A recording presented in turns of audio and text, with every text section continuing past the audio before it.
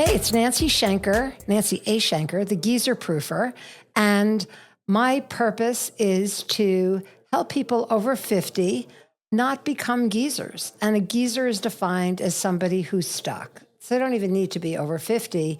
They're people who are not curious, don't take risks, and are just happy where they are. Not that there's necessarily anything wrong with that. But as we age, a lot of people do get very stuck. So my purpose, as I said, is to help people become beezers, people who be in the moment, be relevant, be active, and not become geezers at any age.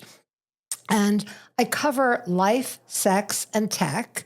And of course, my podcasts about sex always get the most traffic. But another topic that people sometimes are afraid to talk about publicly is money. There's a lot of money shame. There's a lot of money anxiety. So in many ways, money and sex have a lot in common. And so that's why I'm thrilled today to have as my guest, Evard-Moses, who knows a lot about money, how to keep it, how to invest it. And just as a caveat, because I worked in financial services before going out on my own, this is not intended to be financial advice. Please consult with your own financial advisor or accountant if you're looking for specific guidance. It's not going to help you get out of debt or tell you what stocks or investments are the good ones. This is really just to talk about money conceptually and what it really means in people's lives. So why do you think, Michelle, money is sometimes kind of a taboo topic? I know I've thought about this, and I hear people say things that they'll get naked with each other before they'll actually share what their finances are. And I find that so interesting because people hold it so, and we have this obsession with projecting a certain image, you know, and that we want things to look a certain way no matter what kind of money we make. And it's easy to do, right, with all the knockoffs and everything. And I honestly, it has always baffled me, and it's probably why I do what I do. I got into the financial services industry because I was so free in talking about my money, and I loved learning about it, that I never really understood why people had such a issue talking about it. You know, all I'm talking about is how much my car costs. Like, why is that such a big deal for you to talk about how much you just paid for your car? I can go online and look it up, you know? And I just think that people are just ashamed. Everybody feels guilty. And that's what I talk about on my podcast a lot too, is just like, we are born feeling guilty about our money. Yeah. And I think part of that, you know, can come from parents. Mm-hmm. I'm a little older than you are, actually a lot older than you are, but I was also raised in an era where women quit their jobs. And I remember my mother sobbing at the sink one day about some real or imagined offense that my father had committed. And I said, why don't you just leave? I was a teenager with a snarky mouth. And she said, because I don't have any of my own money.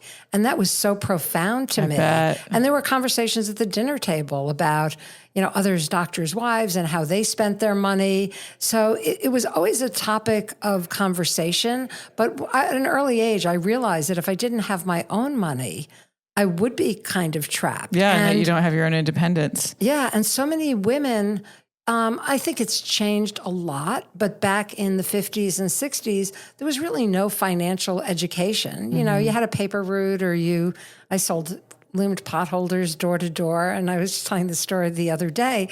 One of the women I was selling to said, well, don't your parents give you allowance? And I was like 10 years old. I said, yes, but I prefer to make my own money. And that's always been my philosophy. Yeah, it feels a lot better to make your own money. Yeah. Yeah. And also reaching a stage in your life where you realize that money, you know, doesn't, yes, I do my own share of retail therapy at times, or buy an expensive dinner treat myself to something. But as I get older, I'm really more about the experiences and less about the size of my bank account. Although I am very conscious, as people are going to start living to be 100, making sure that I don't run out before I die at 120. Right. Yeah. And I think that's what I think as you get older, you just start to realize that all that stuff is not going to bring you that much happiness, you know, the bigger house. And I mean, there's certain things I think that people decide on what they want is, you know, like, oh, I really like great clothes. Okay. But then they don't like other certain things. And so you learn that about yourself. So is that a good step of the process? Let's talk for a minute about people who are at a stage, and I'm not even going to put an age to it. I'm just going to say it's a stage, because I always say, focus on the stage and not on the age. Your kids are out of college, so their education is paid for. It's just the two of you or the one of you, in the case that you're divorced or widowed, living by yourself because you're no longer a caretaker. Let's just say, for argument's sake, your parents are in relatively good health, although that's certainly a factor that comes into play. If you have a mother or father who's never put anything in savings, and then they have a catastrophic illness and they're underinsured, then you're needed to pay for it. Yeah. It's like having a kid in college again. But what are some of the questions that people should ask themselves once they reach a point where their financial obligations are starting to wind down? They're major financial obligations. I think it comes down to more of about what you want in the future and when you're going to want to retire. And I don't even know if, retirement isn't even so much a word anymore. Like, some people want to retire and other people don't want to retire. Oh, I don't want to retire at all. Yeah, they want to keep going. So I just actually did a show on calling it Freedom Day. So from here on out, I'll call it Freedom Day. Love that. Where you can just do whatever you want to do. I think it depends a lot more on what your goals are, because if you're wanting to retire, you're obviously going to want to save a whole lot more, and that's going to become your number one goal, right? But I also think that people should balance it, because even you just mentioned about retail therapy and going out to eat. I mean, you need to balance it with what you enjoy and what brings you joy and happiness in life. And you don't just work in order to pay your bills. That's never going to get you out of bed in the morning.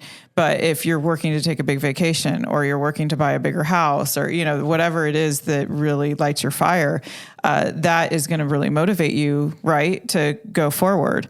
And, at that stage, I really think, and I say this and people are always shocked by it, if you do want to retire, even have your Freedom Day, whatever it is, and just kind of taper off, most people, they hit 50 and they get serious about retirement.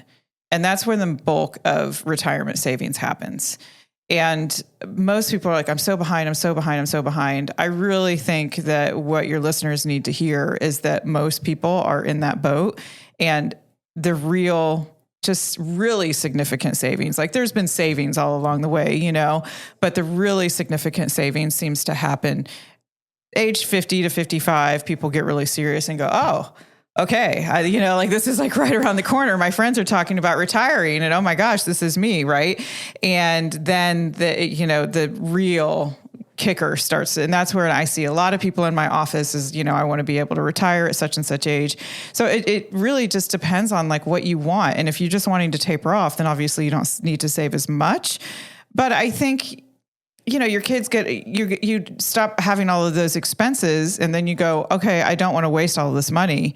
I want to make sure that I'm okay, right? Because we all think about our health and, the things that could go wrong.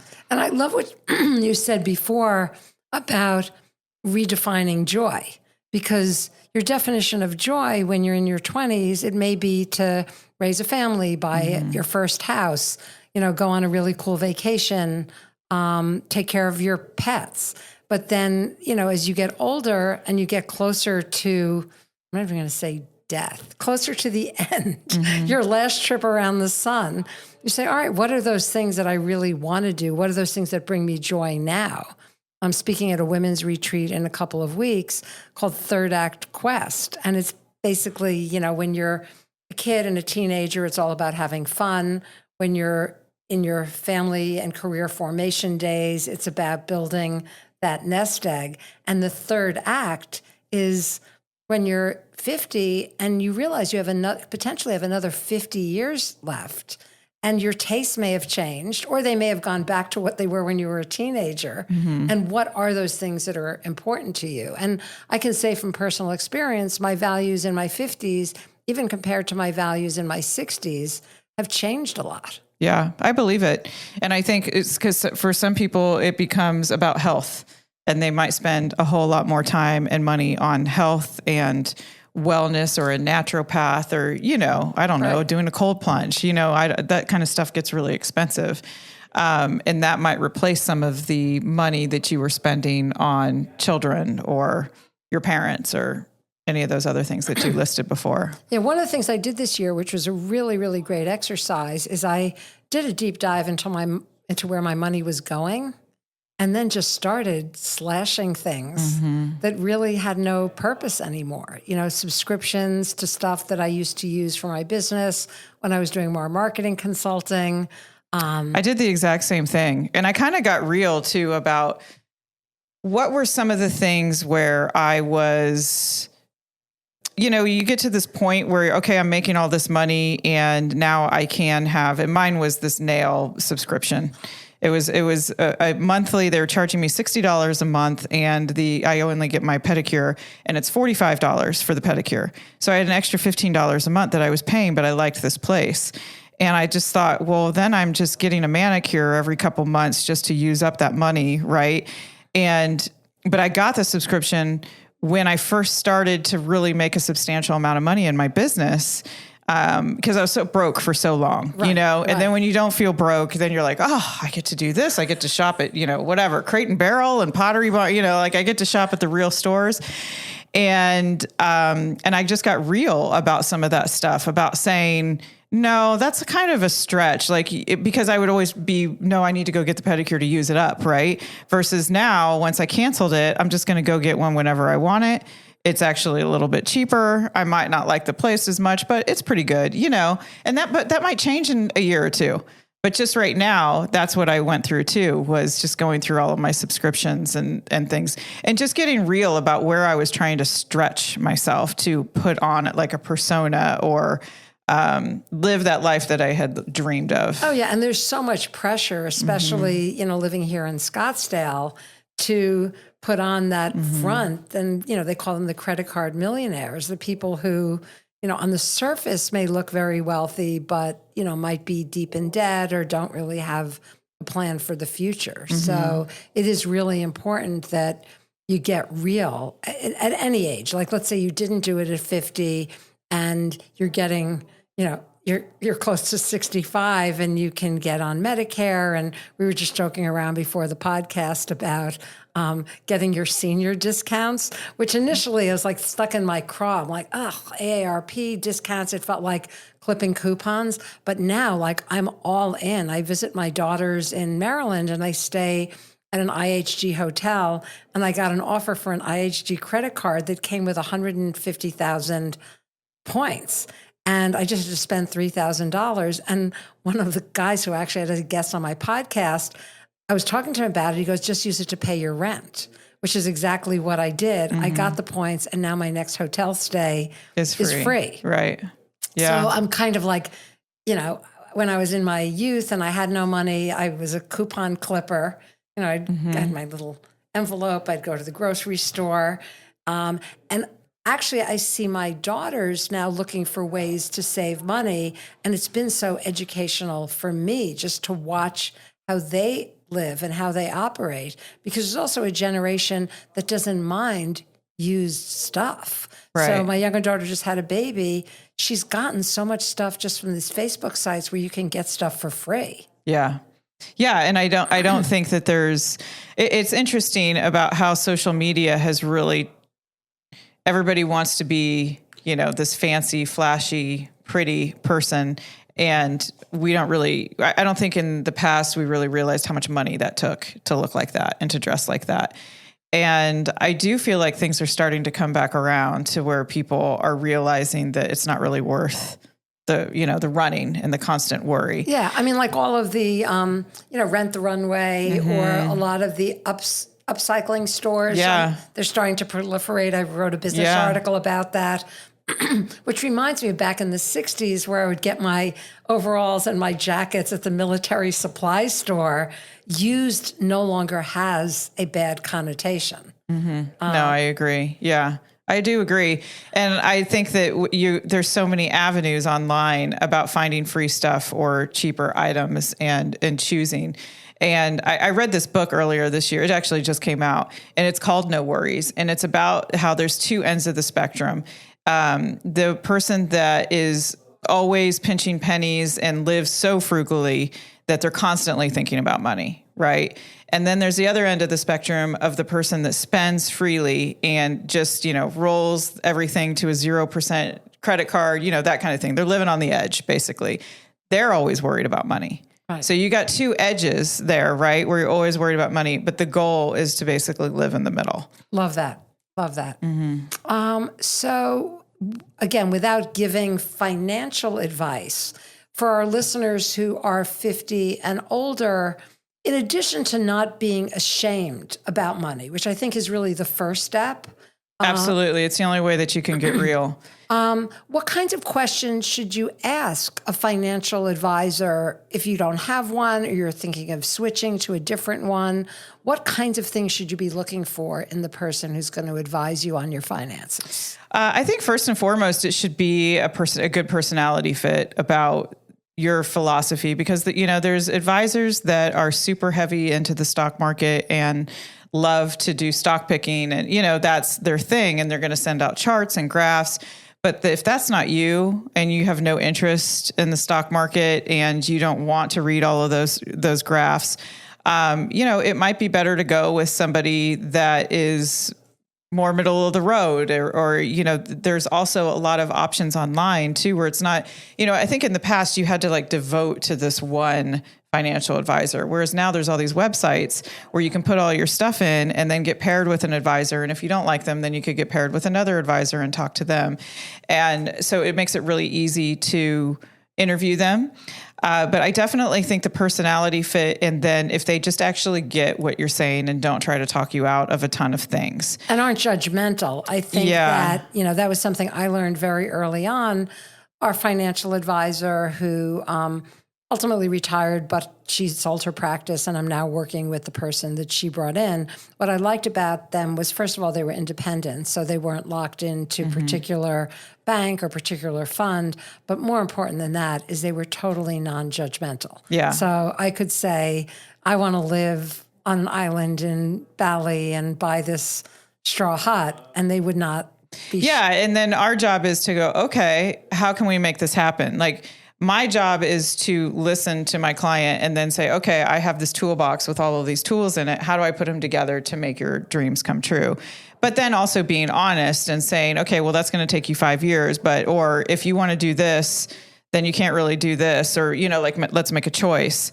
But it's really not telling you what to do. It's partnering with you and then making choices from there. And I would say the issue that I've had in the past with people working with me is more been about they just want me to do everything. And that it doesn't work, because I need them to tell me what they want. I need them to tell me what they like. You know what I mean? That kind of stuff, so that I know where to go, because I don't know the direction of their life. I don't know what they want.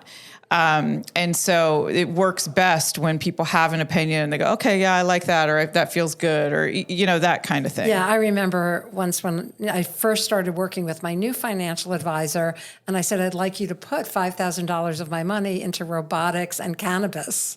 And he was like, humming, because I was the first client of his to ever suggest that. And, he probably wasn't used to somebody my age being, as I wouldn't say as aggressive, but as assertive in saying, I come from a business world. I work in this space. I predict that these are categories that are going to grow. I don't want you putting all of my money into them, but I'd like to take a chance. Yeah. So they're all, as you said, there are all of these new options now. I was at a real estate conference last year called Blueprint, and one of the exhibitors had a product that enabled new real estate investors to dabble in micro REITs. So, I could say, all right, I want to put $500 into a multifamily housing development. I don't have to manage it. I just can see how it goes. It is like the modern day equivalent of playing the stock market, because there are all kinds of other investment options out there. Then they aren't without their risk. You don't want to go to Vegas and put all of your chips on black. I mean, you might, but if you lose, you're kind of screwed. Right.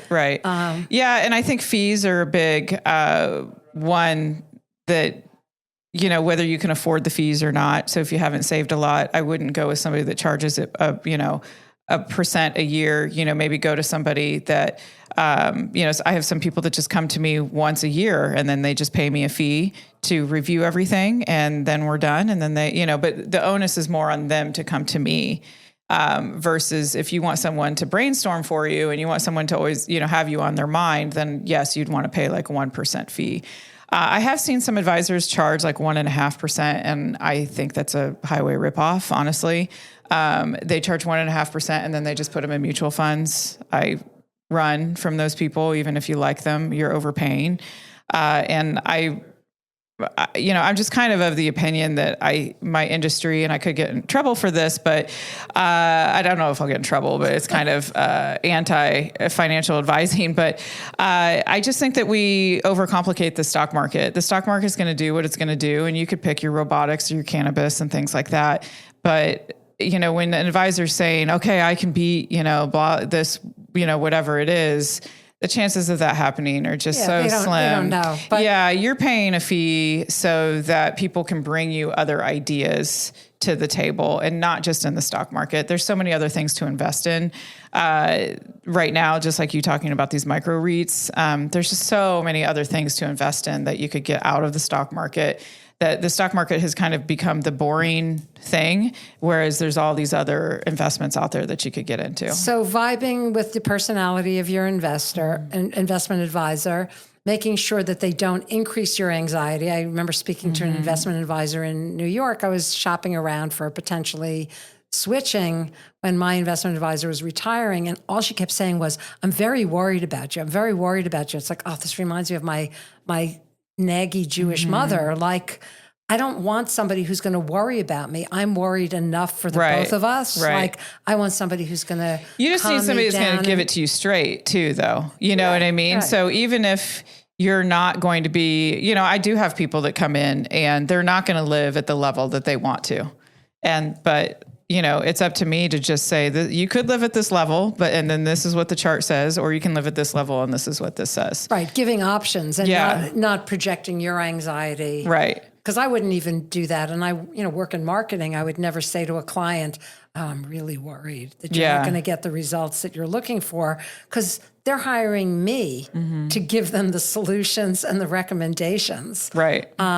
So, my piece of advice that I would add, especially for women who are getting divorced or inheriting money from somebody who has passed away, is to really not be ashamed of your ignorance if you really don't understand the category, which is why I love women financial advisors, because they tend to vibe with those women and not make them feel like idiots. And I'm not going to generalize. Yeah, and they shouldn't feel like idiots. I mean, sometimes that's just the role you play in different, it's like men and women with kids. I mean, the men don't know where the diapers are or something like that. Are they ashamed of that? Why are women ashamed of not managing the finances just because that is how it was traditionally done?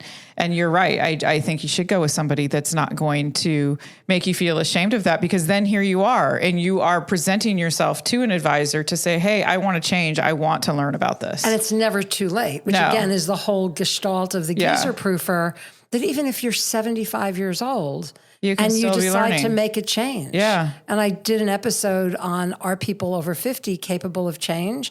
And my feeling is actually they're probably more capable of change in many ways than younger people, because they don't have all of these outside pressures and factors. And so I agree. If you want to change, that's like the number one factor in making change, is saying, I will change. I want to change. There's a benefit. Well, and to even changing. if you don't know everything, I think the biggest thing is when people don't know about finances, it's almost like they think they need to know everything. It's like as if they're going to start meeting with me and then they're going to start reading, and then they should know, what mutual fund to pick and how they should be allocated. I mean, that's just not going to happen. I mean, you don't go to your doctor and start studying about, you don't go to medical school. And then expect that you should know about all that stuff. But you do need to know to ask the right questions and to know you're not getting ripped off, that somebody's not going to be selling you an annuity, when you're 50 years old or something like that. And you shouldn't walk out of your investment advisor's office or get off a Zoom call with more anxiety than you went into it. You should get off the phone or get out of the meeting with a sense of calm that things will be all right if you make rational decisions. And it's the baby steps, as you said, like just even eating meals at home and canceling work subscriptions that I don't really use anymore because I don't have a staff and I don't really need them. And I'm not doing the same kind of work I was doing 5 years ago. Right. It's cool. At the end of the day, it's like when you get that receipt and you go, oh, wow, I just saved $3. And it's not like that's going to add up to thousands and thousands of dollars and make a huge, you know what I mean? Like it is going to make a difference in your life, but it makes a difference more in your mentality. And it can make a huge difference. Like if I just stopped, which I did, I kind of stopped eating as many meals out. Oh, well, that will make a big difference. And I started using my American Express points on Amazon to buy stuff that I need. And I discovered that my building that I live in has a points rewards thing. And I just cashed in 1,000 points for a $1,000 gift card at Target. So I'll never have to pay for laundry detergent or napkins or Maybelline mascara ever again. Right. And it just takes a little bit of investigative work to find those little things. Yeah. So if you're, of that age, don't be ashamed about senior discounts at the movies or senior discounts at hotels. I always check the seniors box whenever I'm traveling now. And some of the deals are pretty good. Yeah. And I just tell them I don't need the room with the handles on the toilet or the bar, Yeah, I don't really get I was actually just talking to somebody at the gym this morning about how I don't really understand our obsession with youth. I mean, I get the looks thing sometimes or just the way your body operates, but people in your teens and 20s, I mean, you're just not that wise, So why would we hold these people? I just don't understand it at all. Well, that's what really compelled me to start the Geezer Proofer, because I do think there's so much stuff in the media that makes aging something that we should fear. And I'm living my best fucking life right now. Sadly, both my parents are gone. On the upside, my kids are grown and really self-sufficient and really good at managing money. I'm in good health, knock wood. And I get it too, because it does get harder when you're dealing with some of the life things of people passing away, getting sick, it's not, or something happening with your health. It isn't for the weary, right? But I think if you're trying, you can tend to just keep going and try to stay a positive attitude about it. Yeah, and you can have the best decades of your life. So thank you, Michelle. And I would counsel anybody who's listening to this episode to pull out a piece of paper or a blank screen and start making your joy list, because that is more so than money management or where you put your funds and what age you start drawing on your IRA. And it's confusing. So go to a retreat, go meet with other people of your age and stage, talk to friends, and just really figure out what kind of life you want to live. Yeah, and test it out. Because sometimes, you'll try some things and that wasn't as great as I thought it was going to be, or it wasn't worth the money. Like for me, going out to eat at really expensive restaurants, it's just not really for me. Middle of the road, I love it. Yeah, I mean, I'm as comfortable in a dive bar as I am at a steakhouse, and it's a hell of a lot less expensive. Yeah, so it just depends on what you enjoy, and then pick those top ones, and then focus on those and being able to afford those. Exactly. Yeah. Exactly. So, Michelle, if people want to find you and listen to you and read your stuff, this is your infomercial time, so go for it. I am Michelle Moses, and I am a certified financial planner and realtor, and I own my own registered investment advisor. It's called Me Financial. And ME Financial. Love it. And that is the name of my podcast, is Me Financial. Also, we both record here in the same studio, which is how we know each other. And I think that's about it. And so thank you for listening. Speaking of which, I'll give Pod Populi a plug too. A lot of people are doing podcasting these days, and then they are hiring one person.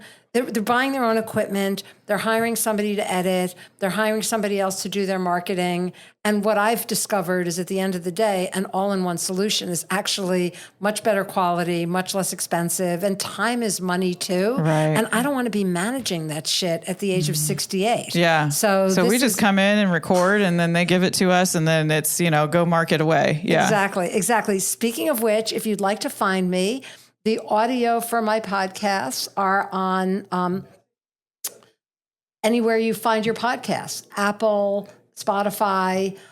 It's The Geezer Proofer.